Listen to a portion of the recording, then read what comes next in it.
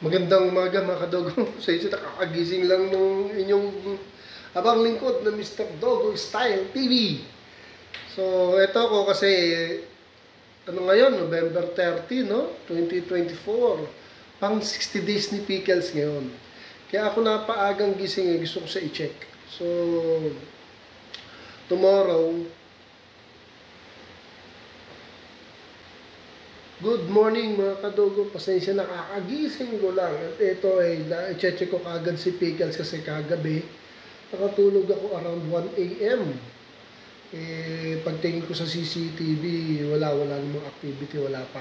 Pero today, November 30, 2024, pang 62 days na niya Bukas ang due date niyan. Yun ang expected due date niya, yung December 1, pang 63 days. So, kaya bumaba akong maga para i-check. Kaya mga kadogo, check natin. Ito mga kadogo si Pickles. Ang due date nito, expected due date niya is December 1. Nakano ng tiyan mga kadogo. Kaya lang, hindi pa ganun magalaw masyado yung mga papi sa tiyan. Inayos ko na mga kadogo. Remember, ito may butas dito noon. Sinamento ko, pinatutuyo pa po yan, lilinisin pa yan. Pinatutuyo ko kasi mahirap baka gumapang yung papi, ma-shoot sa butas. Kaya hindi na po siya, wala na po siyang butas dyan. And safe din po yan para yung mga lamok hindi po dyan dadaan. So mabalik po tayo dito kay Pickles. Ito po, yung December 1 ang ika-63 days niya, pero maaaring mapaaga, maaaring lumagpas sa December 1. Sa ngayon wala pa akong makitang ganung activity na talagang manganak pa siya na within this day. Kasi wala pa yung mga sign na hinahanap ko bilang dog breeder. Alam ko po yung sign na talagang mananganak na siya. Lakas pa lumamon yan, nakipag-away pa.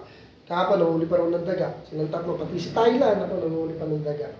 Which is hindi healthy para sa kanya, lalo na siya, dito siya. Okay po? So ito, inayos ko na, nilagyan ko na ng rubber matting. Good luck sa rubber matting dahil malamang ko, kakalay-kayo niya, wawasakin niya yan. Pero pwede naman natin palitan ng, meron pa doon, marami pa tayo ipapalit dyan. Na-ready ko na siya, sarap na sarap siya lambot. Oh.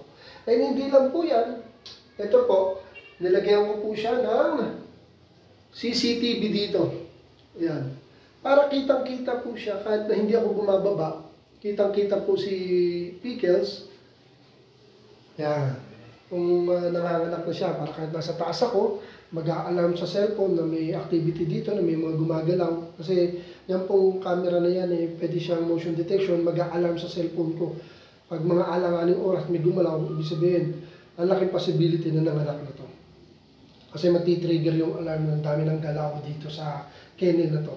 Siya na lang munang mag-isa dito, hindi ko na sinama si Tyla. At si Kotal sa taas po yun. So ayun mga kadogo, ayan, medyo matamlay na siya, pero malakas pang kumain yan. Mga days pa to, hindi pa siya ganun. Kasi kinakapa ko rin yung tiyan, kung mapapanood yung vlog ko, na kailangan magalaw na yung mga papi, which is hindi pa. Wala pang ganung galawan. Normal lang yan, nagpapahinga at busog. Okay? So, dito muna mga kadogo, update tayo.